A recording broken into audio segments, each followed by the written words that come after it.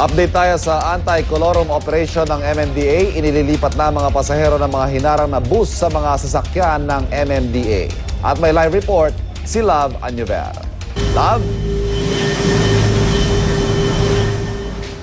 Ivan, eto nga, no, kasalukuyan tayong nasa loob ng bus, no. Ito ay galing doon sa operasyon or sa lugar ng operasyon kung saan nagkakaroon ng panghuhuli nga ng mga colorum at ang mga out of line na mga buses.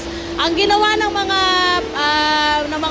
mga officers ng MMDA at LTFRB, no, kailangan kasi nilang pababain yung mga pasahero mula sa mga bus na nahuhuli nilang out of line o mga colorum. Ang ginawa nila para hindi naman maabala yung ating mga pasahero na nakasakay doon sa mga bus, itong mga yung mga nakasakay dito galing sa mga 3 bus na nahuli, no? At yung iba ay dapat ang biyahe nila ay hanggang Bulacan lang at yung iba nga ay hanggang Pampanga lang, pero umaabot sila or pumapasok sila ng Cubao hanggang Pasay. Ito nga ang gagawin ngayon ay dadalhin po itong ang ginamit, no, ay ang MMDA bus. Ito mismo yung service ng mga MMDA officials or officers na sumasakay dito sa kahabaan ng EDSA.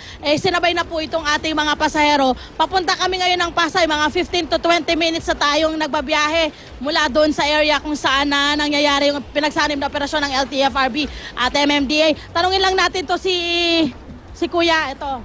Sir, kayo po, saan po kayong galing na lugar? Sa Pampanga. Sa Pampanga po.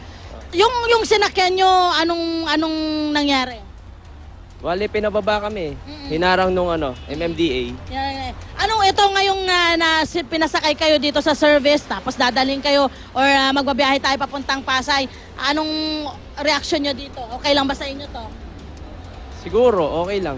Okay lang sa inyo? Oo. Hindi po ba kayo naabala or nahassle? Hindi, pinasakay naman kami dito sa truck ng sa bus ng MMDA. So okay lang sa inyo? Okay lang. Okay. Ayan, Ivan, makita natin yung ating mga kasama. Actually, may mga kasama rin po kami mga taga MMDA dito dahil nga ito nga yung service ng MMDA na sinasakyan nila sa kasalukuyan. Tuloy-tuloy pa rin ho ang operasyon ng MMDA at LTFRB doon sa area kung saan nag-start kami or nanggaling kami. At syempre yung ating mga kapuso doon as of 6:30, no, meron na po silang mga 15 buses na nahuhuli na out of line at colorum. Yan muna ang aming pinakahuling update mula dito mismo sa loob ng bus tungong Pasay. Balik sa'yo, Ivan.